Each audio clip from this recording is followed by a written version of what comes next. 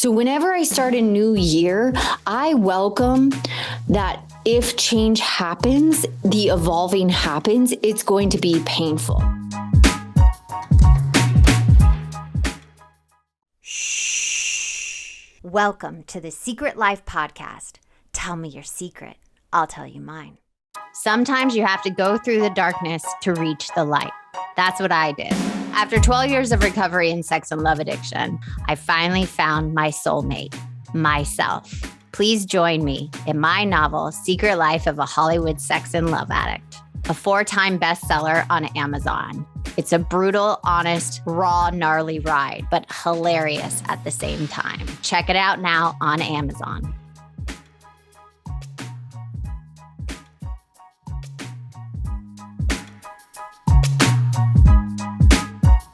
Welcome to Secret Life Podcast. I'm Brianne Davis-Gantt. Today I'm pulling back the curtains of all kinds of human secrets. We'll hear about what people are hiding from themselves or others.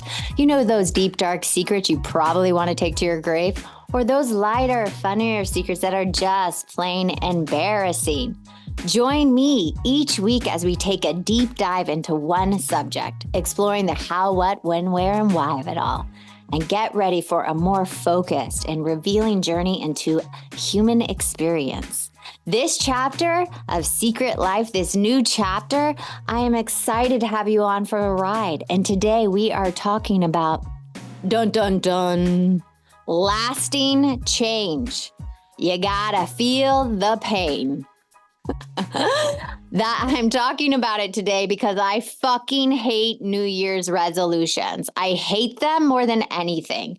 And anybody I work with, I actually don't allow them to make New Year's resolutions. Like, I just don't allow them to do it because it sets you up. It truly actually sets you up for failure.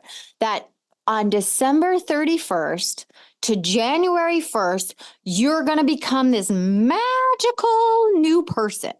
Like, that doesn't happen.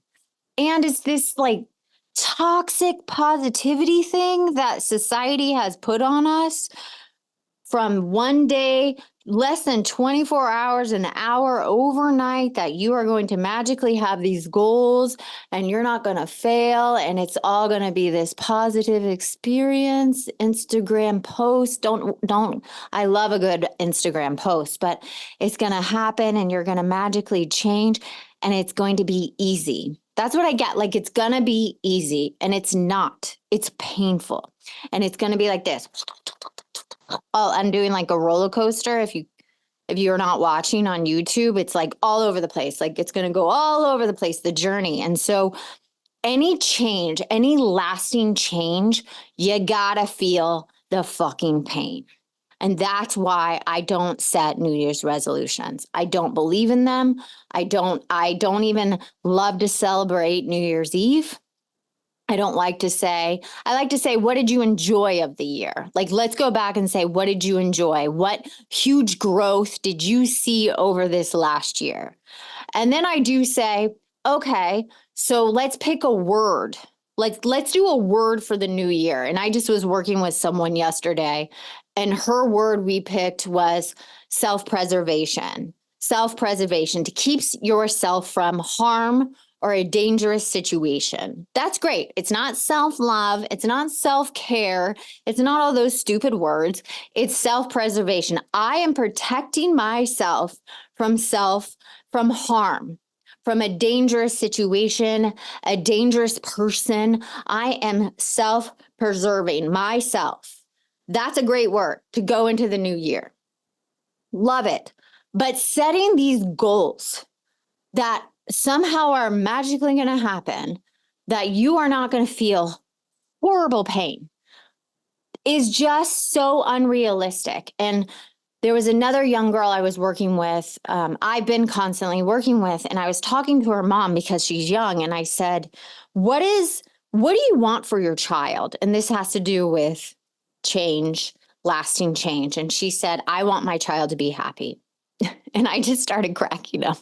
I literally could not stop laughing out loud so hard. And I said, do you know what I want for my child? Not happiness. I actually want my child to feel pain. It's difficult as a mom to to listen to my child be in pain. But I know if my child can go through pain and feel it and get to the other side of it, I'm setting him up for life on life's terms, that he is going to be able to function. He is going to feel full sadness, but then he gets to feel full joy. Because if you hide from pain, if you hide from sadness, if you hide from going through the pain to change, you don't evolve. You don't actually get to full joy. You don't get to full happiness. And so that's why I wanted to talk about this so much, because people love to go into this new year where they just want to be happy and go travel the world. And all of that is so great. And I love traveling and I love goals and I love all of that. But it's like, I want you to feel so much pain that you evolve and change and it sticks. I want it to stick. And the only way change it sticks if you feel pain, if you feel it burn. And I know I started this new Secret Life podcast saying I hate change, because I do. I hate change. I hate pain. I don't want to crawl on the floor and feel sadness. I escaped it for years before my recovery. I dodged it like the plague. All I wanted to feel was euphoria. I mean, they did a show about euphoria. I know why it's called euphoria, because when you're an addict in any form with food, gambling, sex, love, drugs, alcohol, shopping, posting, likes, TikTok likes, whatever it is, you want to feel the high, the euphoria. You don't want to feel anything else. So I understand why that show is called Euphoria. That's all I want to feel. But now I have gotten to a place when I feel pain or uncomfortability or a change is happening, I actually welcome it. I actually say to myself, this is good. This is getting out of my system. I am going to be a new person after this. I'm going to evolve after this. So whenever I start a new year, I welcome that. If change happens, the evolving happens, it's going to be painful. So let me give you an example. This was a beautiful year. 2023 actually was the most prosperous, beautiful year. Amazing things are happening. Huge business boom. Life-changing goals are being set. Just so many beautiful things have happened. But it also was I would say it was August. Huge, painful experience for me. Huge. One of the most detachment of a person in my life I have ever experienced. The worst pain. I woke up at 1 a.m. one night, hysterically bawling. When I say hysterically bawling, I mean it was in my soul, coming out of my body. I could not breathe. In bed, Mark was next to me. Literally, it was like an exorcism. I had a full-blown going into visualization, EMDR, childhood, going back to my childhood home, literally going to get my little girl in my car, putting her in the seatbelt, detaching from that old self. I have never experienced inner child work like that, trauma healing work like that, with myself in my bed, sweating, just literally every pore of my body. When I got done, it was a 45-minute holding myself, clenching, going, this is so painful. This is so painful. This is so painful. Like, I don't know if I can like, I tell you, it was the worst pain. And as soon as it ended, I stripped off all my clothes. I ripped off all the sheets off the bed with Mark. We ripped them off. I jumped in the shower, 2 a.m., just cleansed my body, just let it all go. He put the sheets back on the bed, crawled back in bed, and went to sleep.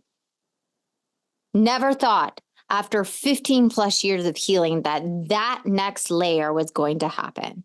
And I could not at January 1st, before going into the year, that was going to happen, or all the stuff that transpired, set this goal for myself of this healing, or all the stuff with my career, or all the things I'm getting to experience. If I would have set goals that I thought that were going to happen this year, I would have missed all these other opportunities. So when I tell people to go into the year, you don't know what's going to happen. And if you set what you think needs to happen in your life, you're going to miss all the organic things that are supposed to happen, because you're going to be so tunnel visioned on what you think you need in your life. And our best thinking sometimes is not our best thinking. Because if you're in turmoil, if you've been through trauma, if you're gone through toxic relationships, your best thinking got you there. So what I'm trying to say is, get someone else. Don't use your thinking. Surrender to what is, one foot in front of the other. Go through the change. Yes, you want to be better. I say that's a great goal. I want to be better than I was last year. Let's do that goal. I love that.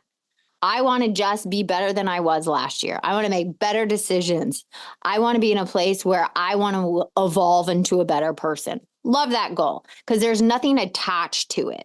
There's not, I want to be 5 pounds lighter. I want to travel the world. I want this. I want more money in my bank account. Like that does not make one happy. Doesn't bring happiness, doesn't bring peace, doesn't bring serenity, doesn't bring the pain to feel, to get to the sadness, to feel full happiness and joy. So the reason I want to talk about this, everlasting change, you got to walk through the pain. You got to embrace the pain.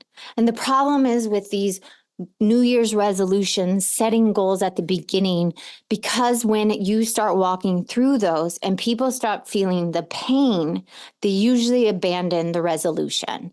So I'm asking you right now, if you are out there and you set these ridiculous goals for yourself, or you're thinking, oh, I'm already failing at those goals, or it's already difficult, just set them down. Just try to do better than you did the day before. And if you're in pain, lean into the pain. And tomorrow and the next day, you actually will feel better. You actually will get better. You actually doing those teeny little things will make you into a better person to then get the things you actually think you need or think you want are actually on the other side for you, that the universe wants for you. Because everything in my life right now, I had no idea. I had no idea I was going to write a book. No idea I was going to have a show. No idea I was going to have a podcast. No idea I was going to have a plethora of clients, helping them live their best life, getting amazing emails, living a full life, creating shows, working with my husband, having a son, being married. I mean, I could go on and on and on, having 2 books already writing, forming a program to help people all over the world. Like, I had no idea any of this was going to happen. Still acting, still doing those things that I was doing before. And so what I'm asking you right now is, like, don't focus on the magical toxic positivity. Here's my goals for 2024. Like, don't ride that bullshit. Don't go into that IG post bullshit, TikTok video shit that's going on right now. All I'm asking you is, if you're feeling pain, lean into it, surrender to it. And if you do that, your life will get better. I do know that. Because if I didn't lean into that 1 a.m. back in August, purging my soul, I wouldn't feel so free and so, what's the quote I love? Attached to nothing, connected to everything. I am literally attached to nothing right now. And it is such a freeing feeling to let things go and people go and let things flow in and flow out and flow in and flow out and connected to them, but letting them go. I've never experienced this type of freedom of self and love of self and holding myself. And I just wish that for everyone. So that is what I hope helps you today. And thank you for listening to Secret Life Podcast. And I love to know what your thoughts are on this week's topic, or if you have something you'd like me to talk about or you heard in past episodes. So please reach out to me with a note to secretlifepodcast@icloud.com. Until next time.